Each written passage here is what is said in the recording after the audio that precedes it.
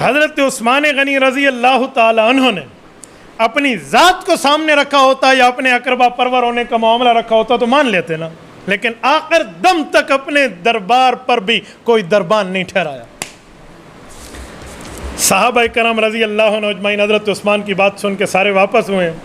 اب عبداللہ بن سبا کو عرصر نو اپنی جماعت کو پھر اٹھانا تھا، اس نے پھر اٹھانا شروع کیا، اور اس بار حضرت عثمان کے خلاف پراپیگنڈے کی ترتیب بدل گئی۔ وہ خطوط اور پراپیگنڈے اور ایک ایک جگہ جا کر جب تقریریں کرتا تو تقریروں میں کہتا اللہ کو خوش کرو، رسول اللہ کی بات مانو اور روزے رکھا کرو، گالیاں نہ دیا کرو، گناہ چھوڑ دو، اللہ کی رحمت میں آ جاؤ اور حق دینا سیکھو۔ لوگ سمجھتے حق کا مطلب ہے بیٹی کو حق دو، بہن کو حق دو، اولاد کو حق دو، ماں باپ کو دو۔ یہ ایستا ایستا حق اور نکالنا شروع کر دیا کہ ایک بات کروں کا جی کا حکمران جاتا ہے تو اس کی اولاد کی لوگ قدر کرتے ہیں۔ رسول اللہ صلی اللہ علیہ وسلم دنیا سے گئے ہیں تو حضور پاک علیہ السلام کی اولاد نہیں تھی تو رشتہ دار تو تھے یار، حضور کا چچا عباس رضی اللہ عنہ موجود تھا، رسول اللہ کا داماد اور کزن حضرت علی رضی اللہ عنہ موجود تھا، ان کو خلافت کیوں نہیں دی گئی؟ یار عباس حضور کے چچا، ان کو دی جاتی، حضور کے خاندان کا حق مارا گیا۔ وہ حضرت علی کو دی جاتی، حضور کے خاندان کا حق مارا گیا۔ پہلے ابو بکر آ گئے، پھر عمر آ گئے، پھر عثمان اب قابض بیٹھے ہیں۔ یار کچھ تو سوچو، حضور کے خاندان کو نہیں جانتے؟ اوے تم اپنی نمازوں میں اللہم صلی اللہ کے بعد آل محمد پڑھتے ہو، آل محمد کے حقوق ضائع ہو رہے ہیں، اٹھو اور چلو مدینہ، وہاں پر جا کر بات کرو، علی کو اس کا حق ملے۔ یہ باتیں اس نے اب یہ پراپیگنڈے شروع کی اور یہ ترتیبیں شروع ہوئی۔ عام جو بندے تھے، نوجوان طبقہ تھا، وہ تو عام سوچنا اچھا یار واقعی حضور کی فیملی کو تو متاثر کیا گیا، ان کا تو معاملہ سامنے نہیں ہے، لیکن جو معاملے کی تہ تک جانتے وہ اس کو کہتے کہ ایک بات کہیں، جی ہاں نماز میں اللہم صلی اللہ محمد کے بعد وعلی آل محمد کہتے ہیں تو حضرت عباس اور حضرت علی آل محمد ہیں؟ جی ہیں، یقیناً ہیں۔ تو ان دونوں نے پوری آل محمد صلی اللہ علیہ وسلم سمیت تو ابو بکر کو خلیفہ مانا، ان دونوں نے پوری آل محمد سمیت تو حضرت عمر کو مانا، ان دونوں نے پوری آل نبی سمیت تو حضرت عثمان کو مانا ہوا ہے۔ تجھے کیا مسئلہ ہے یار؟ تجھے کیا پرابلم ہے یار؟ کچھ بھی ہو پھر بھی حضور پاک کے خاندان کو حق دینا۔ اب یہ اس نے وار شروع کیا اور اس وار پہ طریقے پر 7 خطوط میں لوگوں کو باتیں بھی کرتا، خطوط بھی لکھتا، اور یہاں پر ایک جملہ کہتا کہ یار آپ کو پتہ ہے اندر سے تو حضرت علی بھی قائل نہیں ہے، اندر سے تو حضرت طلحہ اور زبیر بھی قائل نہیں ہے، اور یہ اتنے سال ہو گئے خلیفہ وقت بیٹھا نہیں، کسی اور کو موقع دیا جائے، یوں ہو۔ تبدیلی کا نام لے کر عبداللہ ابن سبا اٹھ پڑا۔ یہ معاملات اس نے چلائے اور اس نے یہ پوری کی پوری باتیں عوام میں پہنچائیں۔ لوگوں نے کہا چلو ٹھیک ہے، آپ کو اعتراض ہے تو ہم آپ کے ساتھ مدینہ منورہ چلتے ہیں۔ کچھ بغض میں چلے، کچھ حسد میں چلے اور کچھ معاملے کی تحقیق میں چلے۔ اب جب مدینہ منورہ آنا تھا تو مدینہ آتے نا، اس نے مصر سے بندے لیے، سنیں اب، مصر سے، یمن سے، بحرین سے، بصرہ سے، کوفہ سے، جن کو بلوائی کہتے ہیں نا، ان کو لیا اور مدینہ منورہ سے 100 کلومیٹر دور جگہ پر ٹھہرا دیا۔ آپ لوگ یہاں ٹھہرے، وہاں کے حالات بڑے عجیب ہیں، خراب ہیں، ہم جاتے ہیں کوئی پتہ شتہ کر کے آتے ہیں۔ یار جن بندوں کو لے کر آئے ہو ان کا امیر المومنین سے آمنا سامنا کرا لو نا، فیس ٹو فیس بات کرا لو۔ نہیں کچھ ان کے نہیں، آپ میں سے ایک نمائندہ دے دو، آپ ایک نمائندہ دے دو، اس طرح بہت سی ایک جماعت لے کر یہ مدینہ منورہ پہنچا۔ جب یہ مدینہ منورہ پہنچا ہے تو مدینہ منورہ میں حضرت عثمان غنی رضی اللہ تعالیٰ عنہ سے پہلے حضرت علی سے ملا۔ بندہ بعضوں کا جھوٹ بولے نا تو جھوٹ اپنے ذہن میں پکا ہو جاتا ہے کہ کہیں ایسے ہو نہیں، تو اس کے دل میں بھی یہ بات شاید پکی ہو گئی تھی کہ حضرت علی شاید اندر سے حضرت عثمان کے ساتھ نہیں ہوں گے۔ جب حضرت علی کو ملا تو حضرت علی نے کہا تو ہم تو دل و جان سے امیر المومنین کے ساتھ ہیں، یہ ہمارے نام پہ غلط پراپیگنڈا بند کرو، ورنہ یاد رکھنا ہم نے تلوار زنی اللہ کے رسول سے سیکھی ہے۔ حضرت طلحہ کو ملا، حضرت زبیر کو ملا، باقی صحابہ کو، سب کا ایک ہی جواب تھا۔ اسی اسنا میں بات حضرت عثمان تک آئی تو حضرت عثمان کو حضرت علی نے مشورہ دیا، امیر المومنین ایک کھلی کچہری اب مسجد نبوی میں بھی لگنی چاہیے۔ اب ان کو تو پتہ نہیں ہے کہ پیچھے لشکر بیٹھے ہوئے ہیں، ان نے تو سمجھا یہی ہے کہ اب کھلی کچہری یہاں بھی لگے۔ اب یہ پھر مسجد نبوی میں سب جمع ہوئے ہیں اور حضرت عثمان غنی رضی اللہ تعالیٰ عنہ سے مکالمہ ہوا ہے اور حضرت عثمان غنی کے سامنے اعتراض اور جواب۔ 10 باتیں حضرت عثمان کے خلاف لے کر آئے اور حضرت عثمان نے ان 10 باتوں کا جواب دیا۔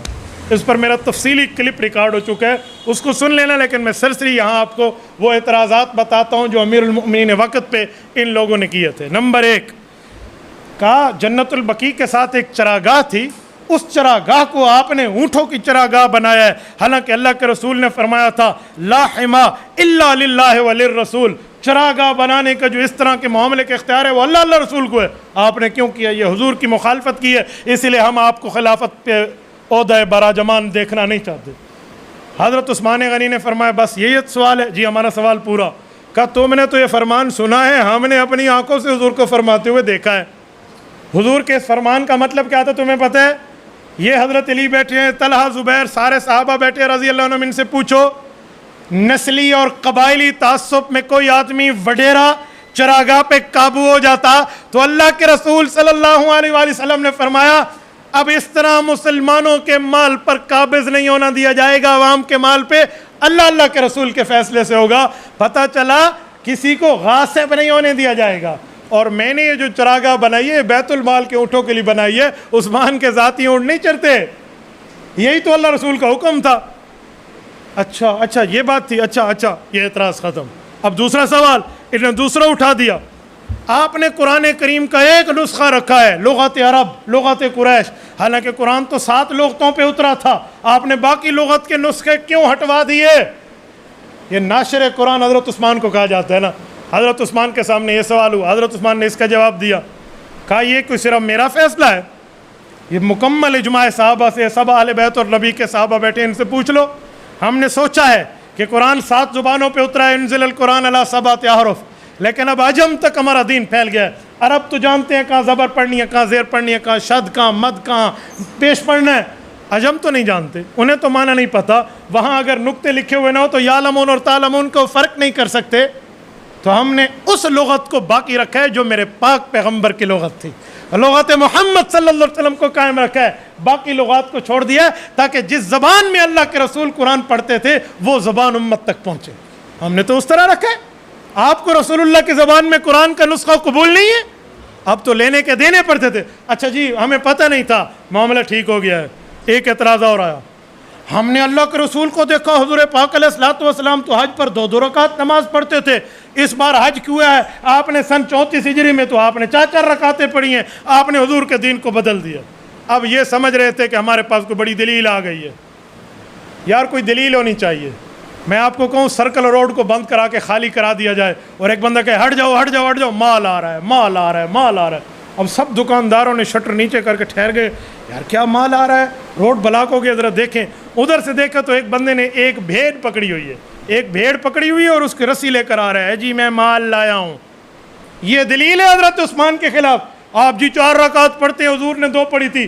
حضرت عثمان نے فرمایا کہ اللہ کے رسول اس وقت وہیں پر مسافر تھے، میری تو شادی ہوئی ہے مکہ مکرمہ میں، میرا تو اپنا اہل و عیال ہے، جو مسافر ہوتا ہے وہ 2 پڑھتا ہے، جو مقیم ہوتا ہے وہ 4 پڑھتا ہے۔ بات ختم ہو گئی۔ یہ اعتراض بھی گیا۔ ایک اعتراض اور آیا، حضور پاک صلی اللہ علیہ وآلہ وسلم نے ایک شخص کو جلا وطن کیا تھا جس کا نام حکم تھا، وہ آپ کے چچا تھے، حضور نے مکہ سے نکال کے اس کو طائف بھیج دیا تھا، حضور علیہ السلام نے جلا وطن کیا تھا، آپ نے اسے مدینہ بلوایا ہے، کیوں بلوایا ہے؟ حضرت عثمان نے فرمایا آپ نے آدھا سچ سنا ہے، پورا نہیں سنا۔ حضور نے جلا وطن کیا تھا، چچا بھتیجے کے بارے میں میری اللہ کے رسول سے بات ہوئی تھی، کتنا عرصہ وہ جلا وطن رہے گا اور اس کے بعد واپس آئے گا۔ میں نے اللہ کے رسول سے عہد نامہ لے لیا تھا، جب 5 سال مدت پوری ہوئی، اب تو 15 سال ہو گئے، اب میری خلافت تھی تو میں نے چچا کو مدینہ سے مدینہ بلوایا ہے، مکہ نہیں بلوایا جہاں سے اللہ کے رسول نے ان کو بھیجا تھا۔ اس میں کون سی مخالفت ہے؟ جب مدت ہی ختم ہو گئی اور میرے پاس یہ معاملہ اور یہ حدیث اور یہ ترتیب۔ اچھا آپ نے پھر ان کو انعام کیوں دیا ہے؟ کہا میرا چچا ہے، اپنی جیب سے انعام دیا، کوئی بیت المال سے تھوڑی دیا ہے، بیت المال کا خازن بیٹھا، بلاؤ اس کو، پوچھو اس سے، میں نے کوئی بیت المال مسلمانوں کے پیسے دیے ہیں۔ آپ نے 25,000 دینار اس کے بیٹے کو دے کر اپنا منشی رکھا ہے، کہا جو اس کے بیٹے کو رکھوں یا بھتیجے کو رکھوں، جو خط اچھا والا ہوگا اس کو منشی رکھوں گا، پینٹر رکھوں گا، اس میں تمہارا کیا لینا دینا؟ اتنے پیسے آپ کے پاس کہاں سے آئے تھے؟ کہاں سے آئے تھے؟ کہ یہ پرانے صحابہ کرام اور اہل بیت عظام بیٹھے ہیں، پوچھیں ان سے، رسول اللہ صلی اللہ علیہ وسلم نے غنی کا لقب تو مجھے دیا ہے، میں تو احد کے فلاں موقع پہ تبوک کے موقع پہ اتنا مال اللہ کے رسول کی خدمت میں اپنی تجارت سے پیش کرتا تھا۔ حضور پاک علیہ السلام یوں درہم اور دنانیر کو ایک ہاتھ پہ دوسرے ہاتھ پہ رکھ کے فرماتے ما ذر عثمان بعد ھذا الیوم عثمان تو نے وہ نیکیاں کی ہیں, اللہ کو اسی برے عمل کا بدلہ تجھ سے نہیں پوچھے گا. یہ مجھے بشارتیں ملی ہیں, میں نے رسول اللہ کے دور میں بیر روما خرید کے وقف کیا تھا, یہودیوں کو ناک و چنے چبوائے تھے, حضور نے صرف اتنا فرمایا تھا مجھے اس کنویں کا پانی اچھا لگتا ہے, میں نے اپنا مال داؤ پہ لگا کے حضور کے گود مبارک میں وہ کنواں رکھ دیا تھا. مجھے تو اللہ نے پیدا ہی مالدار بنا کے کیا تھا. وہ ایک وقت آیا مجھے چاچا نے نکال دیا, کچھ عرصہ رہا میں بغیر مال کے رہا, پھر میں نے تجارت شروع کی ہے, رب نے میرے اندر برکت عطا فرمائی ہے مال کے اندر, تو میں کیوں نہیں دے سکتا, کیوں نہیں دے, میں تو پرانا ہدیہ دیتے ہوئے آ رہا ہوں, تو اس ہدیہ دینے میں تمہیں کون سے اعتراض ہے. یہ معاملہ بھی گیا. ایک سوال اور آ گیا, آپ نے چھوٹے چھوٹی عمر کے صحابہ کو بڑے بڑے عہدے دیے ہیں, کمال عثمان غنی کی ذات پہ, حیات نبوی کے اندر, زندگی پیغمبر کے اندر عمل کو پیش کر کے ان کا منہ بند کیا. کہ رسول اللہ صلی اللہ علیہ وسلم نے آخری لشکر کو تیار کیا تھا, ذرا اس کا نام بتاؤ. کہا جیش اسامہ. کہا اسامہ کا پورا نام. کہا اسامہ بن زید رضی اللہ عنہ. کہا اسے جیش اسامہ کیوں کہتے, اس پہ تو ابو بکر بھی تھے, عمر بھی تھے, اور یہ فقیر بھی تھا, ہم سب تھے, اسے اسامہ کے نام سے کیوں کہتے. کہا حضور پاک علیہ السلام نے انہیں امیر بنایا تھا حضرت اسامہ کو, اس لیے اسے جیش اسامہ کہتے ہیں. حضرت عثمان نے پوچھا کیا میں پوچھ سکتا ہوں, حضرت اسامہ کو جب حضور نے امیر بنایا تھا, اس پر ابو بکر عمر عثمان پر بھی امیر بنایا تھا اور ہمیں مامور بنایا تھا, حضرت اسامہ کی عمر کتنی تھی؟ ہاں جی 17 سال تھی. کا شرم تمہیں نہیں آتی؟ رسول اللہ صلی اللہ علیہ وسلم باصلاحیت نوجوان کو اتنا بڑا عہدہ دیں کہ ابو بکر عمر عثمان اس کی ماتحت میں آ جائیں, اور میں باصلاحیت نوجوان کو عہدہ دوں, تمہیں کیا ہے؟ میں زبان رسالت سے دلیل لایا ہوں, توڑو اس دلیل کو. کہاں سے توڑتے یہ دلیل؟ یہ دلیل بھی گئی. چھٹا اعتراض, آپ نے عبداللہ بن ابی سرح کو 5واں حصہ دیا تھا مال کا. کہا وہ صحابی رسول ہیں, گورنر مصر ہیں, ان کا مقابلہ ہوا تھا اس بے ایمان عیسائی سے جس نے کہا تھا مسلمانوں کے سردار کو جو قتل کر کے لائے گا عبداللہ ابن ابی سرح کو, میں اس سے اپنی بیٹی کا نکاح کروں گا اور اسے آدھی سلطنت دوں گا. تو عبداللہ بن ابی سرح کو میں نے کہا تھا اس کا کلا کما کرو اور رومی سلطنت کے بادشاہ کیسر کو ناکو چنے چوا, میں تجھے 5واں حصہ انعام پہ دوں گا. عبداللہ بن ابی سرح نے اعلان کیا لوگوں میرے سر کی قیمت اپنی جگہ, لیکن اس رومی سردار کا سر جو لائے گا اس کی بیٹی سے اس کے قاتل کا نکاح کیا جائے گا. اور آسمان کی آنکھوں نے وہ منظر دیکھا جب خود عبداللہ بن ابی سرح نے اس رومی سردار کا کلا کما کیا, اس کی گردن کو اس کے سر سے جدا کیا اور اس کی بیٹی سے نکاح کیا, اور مسلمانوں کو روم جیسی فتح ملی ہے. تو 5واں حصہ اسے میں نے دیا ہے. لیکن جب تمہارے اعتراضات آئے تو میں نے کہا ابن ابی سرح مال کے لالچ میں تو ہم مسلمان نہیں ہوئے تھے, اگر اس پر اعتراض ہے تو واپس کر دے. اس نے کتنے عرصے سے وہ پیسے واپس کر دیے ہیں, تمہیں اب بھی اعتراض ہے؟ حق تھا اس سے زیادہ ملتا. حضرت ابو بکر عمر بھی دیتے تھے اس طرح کے انعامات کہ کوئی جنگی کام بہت اچھا انجام دے. تم تو گھر میں بیٹھے ہو, ان سرحدوں والوں کو سلام پیش کرو جو تمہاری حفاظت کر رہے ہیں, تم الٹا ان کے خلاف بات کر رہے, تو وہ بھی پیسہ واپس آ گیا. یہ اعتراض بھی ختم. ایک اعتراض یہ تھا کہ نہیں آپ, اچھا بہرحال اس طرح کے اعتراضات ہیں جو اعتراضات ہوتے گئے اور حضرت عثمان غنی ان کے جواب دیتے گئے, اور سارے جوابات میں لاجواب ہوئے. جب لاجواب ہوئے حضرت عثمان غنی نے کہا پوچھو اب تم اعتراض کیا, اب بندے جو لائے ہو بات کیا ہے؟ ڈھڈو کڈو بلی تھیلے تو بہر مسئلہ کہہ رہے. مولانا میرا ٹائم تو پورا نہیں تھی گیا جی, میرا 9 بجے تک ٹائم تو کہہ رہے ہیں 2 منٹ اوپر ہے, میں مختصر اس کو پورا کر لوں. زندگی میں پتہ نہیں اگلی سال 18 ذوالحجہ کسی نے دیکھا یا نہ دیکھا, میرا جی چاہتا تھا کہ میں لگے اعتراض ایک بار کھیڑ کے رکھ دوں کہ رہتی دنیا تک یہ یاد رکھیں کہ تاریخ کی کتب حقیقت بتاتی کس کو ہے.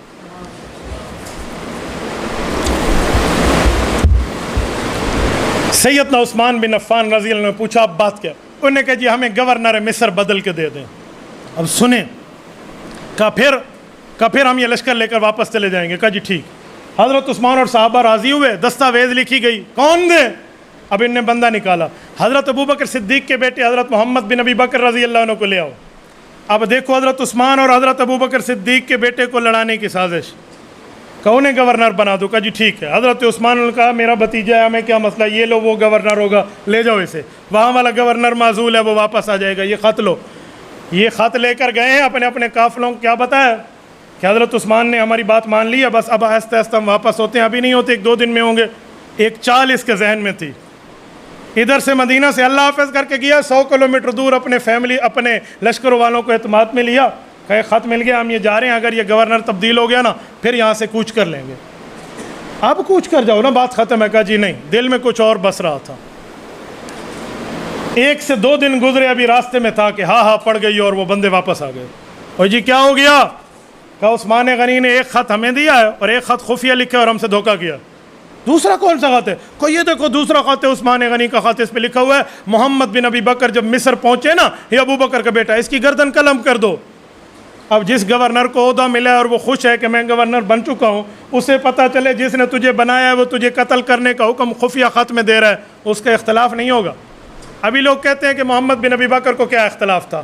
ان جیسے غلط فہمیوں میں مبتلا کیا تھا عبداللہ بن سبا اور اس کے کارندوں نے، ان جیسے معاملات میں یہ لے کر مدینہ پہ پھر دھاوا بولا ہے۔ یہ شہادت عثمان کا ثانیہ ہوتا ہے۔ یہ واپس آتے ہیں، ہاں جی آپ نے دوسرا خط لکھا۔ حضرت عثمان کہنے لگے اللہ حاضر ناظر ہے، اللہ کی قسم میرے علم میں بھی نہیں ہے، یہ میں نے نہیں لکھا، میرے علم میں نہیں ہے، مجھے نہیں پتا یہ کس نے خط لکھا ہے، کیوں لکھا ہے، کس لیے لکھا ہے۔ وہ گورنر بھی واپس آ گیا، ہاں آپ نے میرے خلاف لکھا ہے۔ لڑائی بڑائی ہوتی ہے، معاملات چلتے ہیں۔ ادھر جب لڑائی ہوئی تو حضرت عثمان غنی کو حضرت علی سمیت صحابہ نے مشورہ دیا، امیر المؤمنین یہ باغی بنتے جا رہے ہیں لوگ، اور فقاتل التی تبغی حتی تفیء الی امر اللہ، قرآن کا حکم ہے کہ انہیں قتل کر دیا جائے جب تک اللہ کے حکم کی بات نہ مانیں۔ آپ ان کے سب کے سر قلم کریں اور اس زمین سے ان خناسوں کو پاک کر دیں، ان خناسوں سے اس زمین کو پاک کر دیں۔ حضرت عثمان فرمان لگے آپ کے جذبات اپنی جگہ، لیکن میرا حکم آنے تک انتظار کرنا، خبردار جو کسی نے کچھ کیا، بڑے بڑے اجلہ صحابہ کی بات نہ مانے۔ یہ السنہ امام ابو بکر خلال کی دیکھیں پہلی جلد، وہ فرماتے ہیں ہم نے دیکھا کہ حضرت علی اور حضرت عثمان اتنا غصہ ہوئے اس بات پہ کہ جو کچھ غصے میں ایک دوسرے کو کہنا تھا کہہ ڈالا، قال ما قال۔ اور کچھ ٹائم بعد حضرت عثمان اور حضرت علی کی بات ایک متفق ہوئی تو دونوں نے ہاتھوں میں ہاتھ پکڑا اور مسجد نبوی میں اکٹھی نماز پڑھنے آئے جیسے ایک ماں باپ کی اولاد ہوں۔ آج جو صحابہ کی لڑائی بتاتے ہیں نا، وہ بات والا غصے والا راضینامہ بعد میں نہیں بتاتا۔ یہ ابو بکر خلال رحمہ اللہ کی پوری تفصیل سنت میں موجود ہے۔ اختلاف ہو جاتا تھا تو ایک دوسرے سے اختلاف کرتے تھے، لیکن وہ اختلاف ہوتا تھا، مخالفت اور خلاف نہیں ہوتے تھے، وہ دوسرے کی عزت اور پگڑیاں نہیں اچھالی جاتی تھی۔ بہرحال حضرت عثمان نے حضرت علی کو اعتماد میں لے لیا کہ میں تمہیں کیوں لڑائی کا حکم نہیں دے رہا ہوں۔ جب سب صحابہ جب انہوں نے کہا امیر المومنین یہ تو اب کہتے ہیں ہم یہ کریں گے اور وہ کریں گے، آپ ہمیں حکم کیوں نہیں دیتے؟ حضرت عثمان نے فرمایا میں اپنی ذات کے لیے مدینہ کی زمین کو خونخوار ہونے نہیں دیتا، مجھے حضور نے حکم کیا تھا فَإِنْ أَرَادَكَ الْمُنَافِقُونَ أَن تَخْلَعَ فَلَا تَخْلَعْ لَهُمْ، جب منافق کہیں خلافت چھوڑ دے تو نہ چھوڑنا۔ اس موقع پہ حضور نے مجھے لڑنے کا حکم نہیں دیا، میں لڑوں گا نہیں چاہے میں شہید ہو جاؤں، اور میری شہادت تک تمہیں میری طرف سے حکم ہے کہ تم نے ان کے خلاف کوئی کام نہیں کرنا۔ اس سے زیادہ نرمی کہاں سے لاؤ گے؟ اے بدگماں یہ درد دل کوئی دیکھنے کی چیز ہوتی میں رکھ دیتا تیرے آگے کلیجہ چیر کر اپنا۔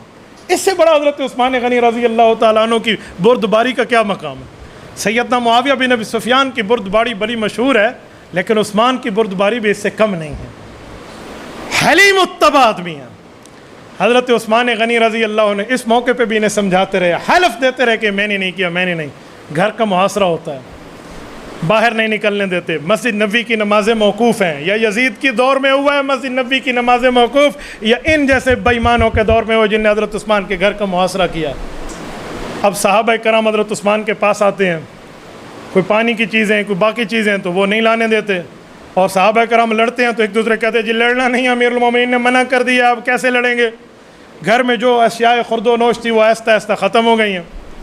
یہاں البدایہ کی روایت اٹھائیں، اللہ کی قسم دل دہل جاتا ہے۔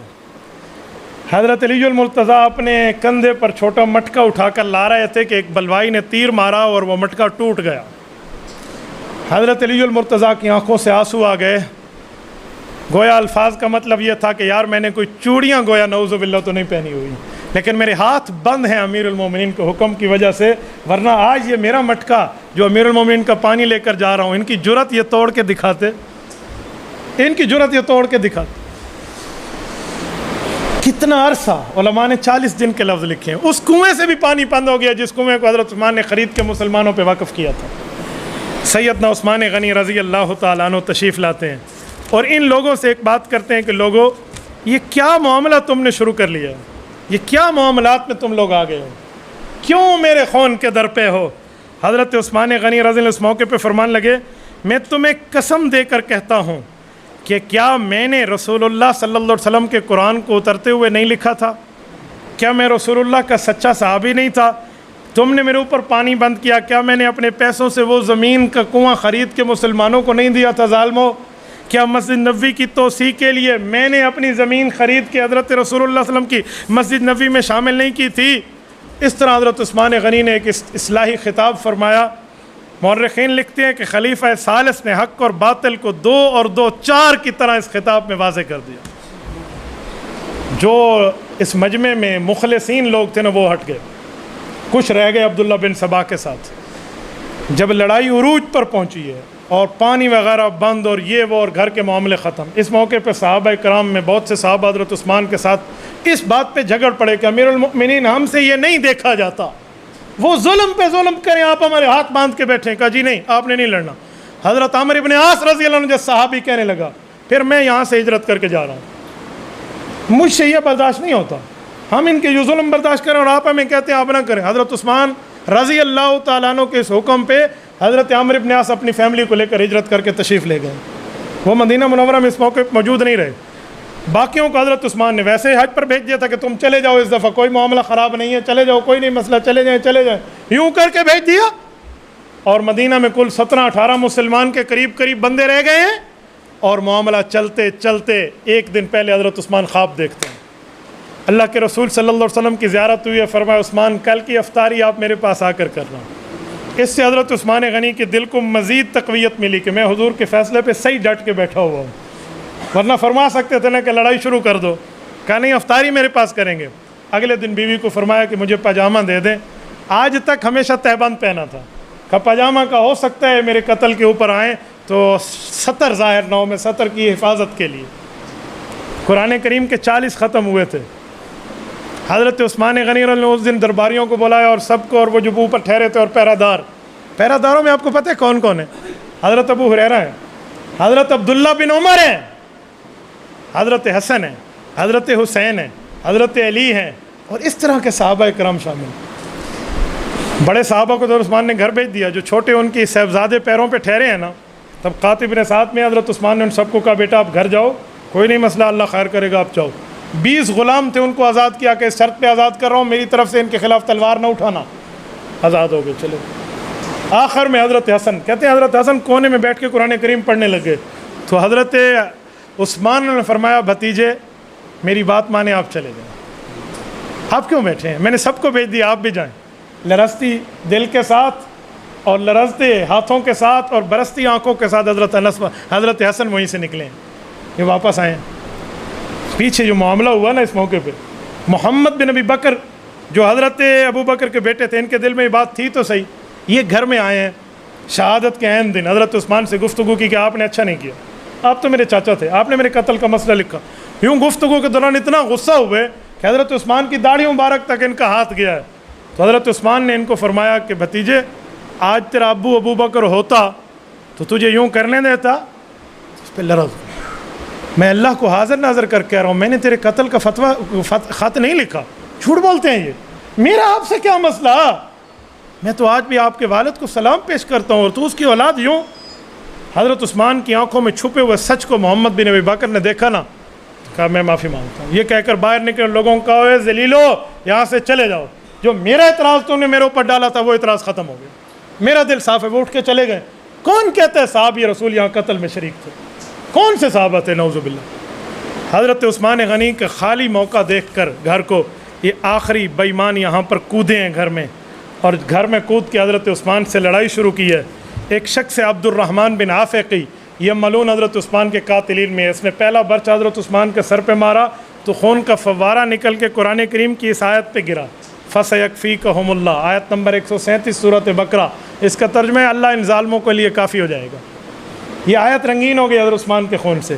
دوسرے نے نیزہ مارا تو حضرت عثمان فرمانے لگے بسم اللہ توکلت علی اللہ. یہ جملے اس طرح ایک شخص آیا جس کا نام سودان بن حمران ہے. اس ظالم نے حضرت عثمان غنی کے خلاف تلوار کھینچی تو خواتین کا جو زنان خانہ تھا علیحدہ، حضرت عثمان قصر خلافت میں شہید ہوئے ہیں، زنان خانہ علیحدہ تھا، وہاں سے حضرت نائلہ دوڑتی ہوئی آئی، سیدنا عثمان ابن عفان کی بیوی حضرت نائلہ رضی اللہ عنہ، انہوں نے تلوار پہ ہاتھ رکھا، خاتون ہے، تجربہ نہیں تھا، تو اس نے تلوار یوں زور سے کھینچی کہ ان کی 3 انگلیاں کٹ گئی. حضرت عثمان نے چیخ کے فرمایا آپ اندر جاؤ. ایک اور ظالم آیا جس کو الموت الاسود کے نام سے یاد کرتے ہیں، اس نے سینے پہ بیٹھ کر ایک تلوار گھسیڑی ہے جس تلوار سے حضرت عثمان غنی شہید ہوئے ہیں.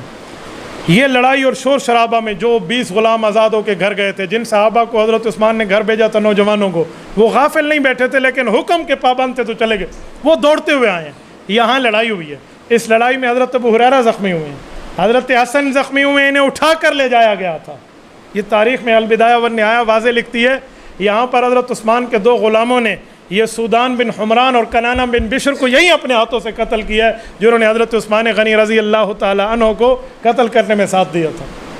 اور یہاں صاحب یہ پھر چلے گئے.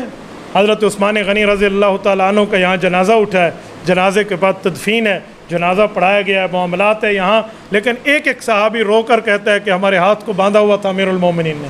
جو 17 افراد اس وقت موجود ہیں. میں صحابہ کا تبصرہ اگر آپ کو سناؤں نا، حضرت ابو عمید ساعدی حضور کے صحابی ہیں، فرماتے ہیں لوگو میرا جی چاہتا ہے کہ میں قیامت تک اپنے چہرے پر ہنسی نہ لاؤں کہ میں نے یہ حادثہ اپنی زندگی میں دیکھا ہے. حضرت سعید بن زید اشرف مشرق کے صحابی ہیں، فرماتے ہیں لوگو احد پہاڑ ریزہ ریزہ ہو جاتا اگر اس کا دل ہوتا عثمان غنی کی شہادت پہ، لیکن ہم امیر المومنین کے حکم کے پابند تھے کہ تم نے لڑنا نہیں ہے. حضرت علی المرتضیٰ فرمان لگے جب میں پانی لے کر آیا تھا تو میں نے پگڑی عثمان کے گھر پھینک دی اور کہا عثمان اللہ کے دربار میں شکایت نہ کرنا، میں نے حکم تیرا مانا ہے، لیکن پانی دینے کے لیے جتنی کوشش میں نے کی ہے وہ کر لی ہے، آگے لڑنے سے منع آپ نے کیا تھا. حضرت طلحہ رضی اللہ فرمانے لگے کہ اللہ حضرت عثمان کے خون کا بدلہ لے گا. حضرت زبیر فرمانے لگے اے اللہ ان لوگوں کو اس پریشانی میں مبتلا کر جن لوگوں نے ہمیں اس طرح مبتلا کیا. حضرت عمرو بن عاص جو ہجرت کر کے جا چکے تھے، جب انہیں پتہ چلا انہوں نے فرمایا اللہ حضرت عثمان پر رحمت کرے، اب امت میں وہ تلوار اٹھ چکی ہے، نیام سے نکل چکی ہے جو قیامت تک دوبارہ نیام میں نہیں جائے گی. یہ سیدنا عثمان بن عفان رضی اللہ تعالی عنہ کا معاملہ ہے. حضرت قلیب جرمی رضی اللہ عنہ بصرہ میں تھے. یہ فرماتے ہیں حضرت عثمان کی قتل پہ جہاں پر میں نے لوگوں کو روتے ہوئے دیکھا، یہ اتنے روئے تھے کہ صحابہ کی داڑھی آنسوں مبارک سے تر ہو گئی تھی. میرے دوستو، حضرت عثمان شہید ہوتے ہیں، جنازہ ہوتا ہے، تدفین ہوتی ہے. قیصر روم جو اتنے سالوں سے چپ کر کے صحابہ سے مار کھا کے بیٹھا ہوا تھا، اس نے اچانک حملہ کر دیا. سمندر میں طوفان اٹھا ہے، اس کی کشتیاں الٹ گئی اور یہ واپس ہوا. بعد میں مصر کے گورنر حضرت عمرو بن عاص نے ان کا ایک جاسوس گرفتار کیا تو پوچھا عثمان غنی کی شہادت کی خبر تمہیں فوراً کیسے ملی تھی کہ تمہارے بادشاہ نے حملہ کیا؟ اور اس نے کہا گورنر صاحب کمال کرتے ہو، یہ تو ہمارا پیسہ چل رہا تھا. تاریخ طبری کا ہمارے بادشاہ نے 1,30,00,000 دینار خرچ کیے تھے. 1,30,00,000 دینار عبداللہ بن سبا اور اس کی ٹیم پہ. یہ اس زمانے کا دینار پتہ کتنا تھا؟ 20 دینار ہوتے تو 7.5 تولہ سونا ہو جاتا. اب آپ دینار کی قیمت خود سمجھ لیں. پاکستانی حساب سے 2,60,00,000 روپے بنتے ہیں. عام بندے کو تو اس کی صفروں کا بھی نہیں پتہ کہ صفر کتنے لگتی ہیں. 2,60,00,000 میں یہ پیسہ خرچ ہوا تھا. اس سے سمجھ آیا کہ سازشیں کہیں اور سے چل رہی تھی. حضرت عثمان غنی کے قاتلین میں یہ کنانہ بن بشر ہے، یہ سودان بن حمران ہے، عبد الرحمن عاقفی ہے، اور ایک الموت الاسود ہے جسے کہتے ہیں کالی موت. یہ کالی موت کون تھا؟ یہ اس کا نک نیم ہے، کوڈ نیم ہے، اصل وجہ کچھ اور ہے. الموت الاسود کا معنی ہوتا ہے کالی موت، اور اس کو عربی میں کہتے ہیں، یہودیوں کی زبان میں کہتے ہیں جبلہ، کالی موت. تو جبلہ پرانا نام عبداللہ بن سبا کا ہے. اور لکھا ہوتا کہ الموت الاسود، یہ کالی موت بندہ جو تھا یہ قبیلہ بنی سدوس کا تھا. یہ تاریخ خلیفہ بن خیاط میں ہے کہ بنی سدوس سے تعلق کسی ابن سبا کا تھا. اور یہاں پر میرے دوستو یہ بھی لکھا ہے کہ سیاہ فام مصر سے آیا تھا. ابو موسیٰ عشری نے جب ان کو سعید بن عاص نے جب ان کو جلاوطن کوفہ سے کیا تھا تو یہ مصر میں رہائش پذیر ہو گیا. تو یہ وہ لانتی ہے جس نے حضرت عثمان غنی کو قتل کیا. اصل لانتی تو یہی تھا عبداللہ بن سبا لیکن بغض عثمان میں پلنے والے سینوں نے ہی کہہ دیا کہ عثمان غنی کا جو قاتل عبداللہ بن سبا یہ مفروض ہے، کچھ بھی نہیں ہے، صحابہ کے بندے تھے نعوذ باللہ۔ تو میں نے باتیں آپ کے سامنے رکھی ہیں، اور آخری بات کر کے میں بات کلوز کرتا ہوں۔ حضرت عثمان غنی کوئی کمزور بندے بھی نہیں تھے کہ وہ لاغر تھے اور ضعیف تھے اور کمزور تھے اور بدلہ نہیں لے سکتے تھے۔ مسجد حرام میں جب توسیع ہو رہی تھی اور چند ظالم آئے تھے مسجد حرام اور بیت اللہ کی توسیع روکنے کے لیے، حضرت عثمان نے انہیں نشان عبرت بنایا تھا۔ یہ چند سالوں پہلے کی بات تھی۔ سیدنا عثمان غنی جب گورنروں کے فیصلے معزولی کرتے تھے پھر اٹل کرتے تھے اور فیصلے نافذ ہی کر لیتے تھے۔ حضرت عثمان غنی ضرورت کے مطابق سزائیں بھی جاری فرما دیا کرتے تھے، قوت کلام بھی تھی، بڑھاپے پہ لاغر بھی نہیں تھے اور حالات سے پوری طرح باخبر تھے۔ صبر ایک وجہ سے تھا کہ رسول اللہ صلی اللہ علیہ وسلم نے فرمایا تھا عثمان جو خلافت کی قمیص رب تم پہنائے گا وہ پہنا رکھنا، حتیٰ کہ مجھ سے ملاقات کر لینا، ان کے کہنے پہ نہ اتارنا۔ وہ حضور کے حکم پہ صبر کر رہے تھے۔ اللہ حضرت عثمان کی قبر پہ کروڑوں اربوں رحمتیں نازل فرمائے۔ سیدنا عثمان غنی رضی اللہ تعالیٰ کو ہماری طرف سے بہترین جزائے خیر عطا فرمائے۔